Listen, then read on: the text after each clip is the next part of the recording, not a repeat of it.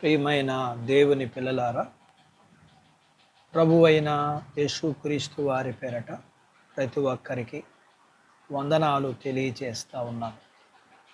ప్రభువు వారి పేరట ప్రతి వారికి శుభం కలుగునుగాక. పరిశుద్ధ గ్రంథము నుండి ఉదయకాలం దేవుని వాక్యాన్ని చదువుకుందాము. కీర్తనల గ్రంథము 133వ కీర్తన మొదటి వచనాన్ని చదువుకుందాము. సహోదరులు ఐక్యత కలిగి నివసించుట ఎంత మేలు, ఎంత మనోహరము. దేవుడు తన మాటలు మన కొరకు దీవించునుగాక. ఆమేన్. ప్రియమైన దేవుని పిల్లలారా, సహోదరులు అనగా దేవుని పిల్లలు. అది కుటుంబములో అయినా, సంఘములో అయినా, సమాజంలో అయినా ఒకటిగా కలిసి ఉండడం అనేది మంచి మేలు, ఆశీర్వాదం కూడా.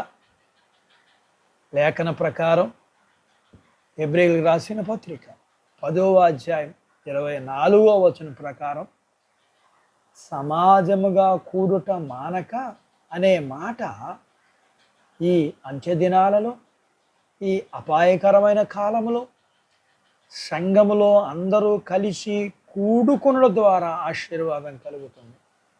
అందరూ ఒకచోట అనగా దేవుని సంఘములో కూడుకొనాలి అంటే మొదటగా ప్రేమ ఉండాలి. ప్రేమ ఉంటే నీవు దేవుని శిష్యుడు అని లోకానికి అర్థమవుతుంది. సహవాసములోకి నీవు రాకపోతే నీవు అవిశ్వాసివైపోతావు.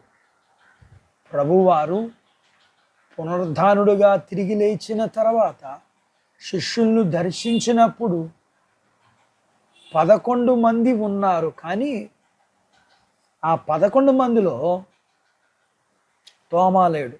10 మందే ఉన్నారు, వారే బలపరచబడ్డారు.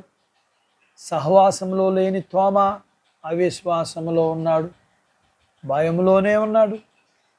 తిరిగి 10 మంది శిష్యులతో కలిసి సహవాసంగా ఉన్నప్పుడు తోమా ప్రభువు వారు దర్శించినప్పుడు తోమాలోని భయం పోయింది, అవిశ్వాసము పోయింది.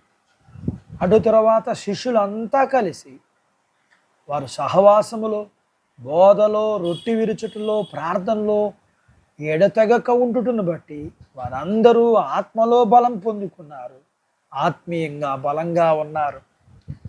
వారు సహవాసములో కలిసి కూడుకొనడం వలన, ఐక్యతగా ఉండడం ద్వారా వారు దేవుని ఆలోచన ప్రకారం నడిపించబడుతూ వ్యక్తులకు, రాజులకు, రాజ్యాలకు, సామాన్యులకు, గనులకు, సామంతులకు, సామాన్యులకు సువార్త ప్రకటించే విషయంలో వారు దేవుని చేత నడిపించబడినట్లుగా లేఖనములో చూస్తాం.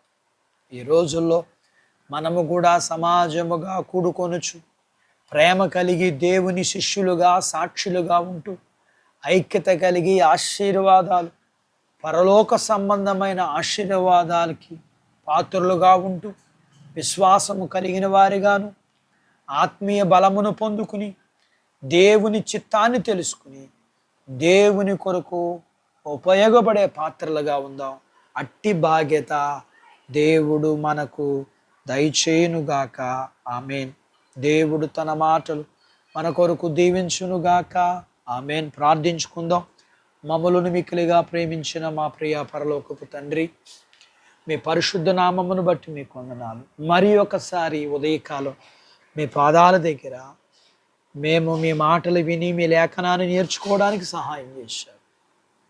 అయ్యా, మేము సహవాసంలో ఉండడం ద్వారా మేము ఏ విధమైన మేలు పొందుకుంటామో, మేము ఏ విధంగా మీ కొరకు ఉపయోగపడగలమో వాటిని నేర్చుకోవడానికి సహాయం చేశారు. అవ్వా, విన్న మాటలను బట్టి మేము విశ్వాసములోను మీ చేతిలో పాత్రలుగా మీ కొరకు ఉపయోగపడగలిగిన వారిగా ఉండడానికి సహవాసములో, బోధలో, ప్రార్థనలో, రొట్టె విరుచుటలో మేము ఎడతెగక ఉండేవారిగా ఉండగలగటానికి సహాయం చేయండి. విశ్వాసాన్ని పొందుకుని బలపరచబడి మీ చిత్తములో వాడబడటానికి మమ్మల్ని మేము అప్పగించుకునే వారిగా ఉండగలగటానికి సహాయం చేయండి. వాక్యము ప్రతి వారి జీవితాల్లో ఈ కార్యము జరిగించబడడానికి మీరు సహాయం చేయాలని ప్రార్థన చేస్తూ, వీరిని, వీరి కుటుంబాన్ని, వీరు కలిగినంతటిని, చిన్న బిడ్డలను, యవనస్తులను, వృద్ధులను, స్త్రీ పురుషులను మీరు దీవించమని, చదువులు, ఆరోగ్యాలు, ఉద్యోగాలు, వివాహాలు, పొలాలు, పశువులను దీవించమని, వివాహములు కావలసిన వారికి వివాహాలు అవ్వటానికి, అయిన వారికి గర్భఫలాలు, లేని వారికి గర్భఫలాలు, గర్భం కలిగిన వారికి సుఖప్రసూతి, ప్రసూతి అయిన వారికి తల్లి పిల్లలకి క్షేమం ఇమ్మని, ఆరోగ్యం లేని వారికి ఆరోగ్యం ఇమ్మని, అప్పుల చేత బాధపడుతున్న వారికి విడుదలమ్మని, అన్ని విషయాల్లో మీ పిల్లల్ని మీరు దీవించి ఆశీర్వదించమని యేసు ప్రభు వారి పేరట ఈ ప్రార్థన మీకు చేస్తున్నాము తండ్రి. ఆమెన్. దేవుడు మిమ్మును దీవించునుగాక. ఆమెన్.